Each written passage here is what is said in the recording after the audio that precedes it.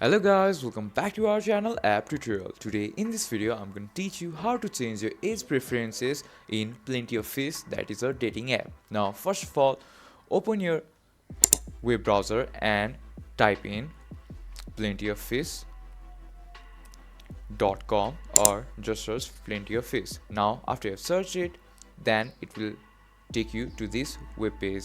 Now click on this link, that is www.pof.com, which is the official site for plentyoffish.com. And after that, if you have already have an account for it, then to change your age preferences on this dating app, go to search. Now as you can see here are different titles here, but go on search, and after that if you are on search category, then as you can see it has given a filter and sort here.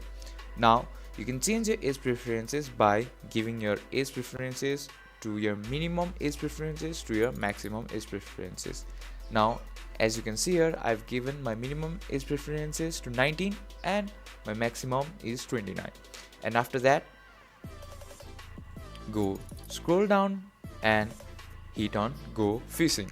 And after that, in your feed, only people that is of age 19 to 29 will come to your feed.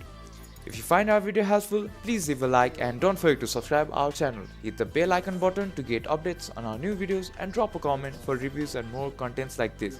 Thank you for watching.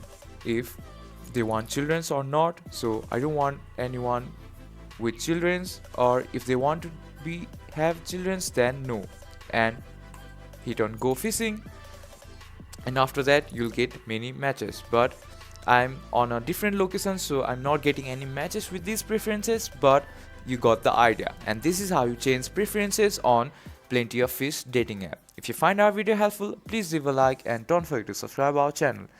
Hit the bell icon button to get updates on our new videos and drop a comment for reviews and more contents like this. Thank you for watching.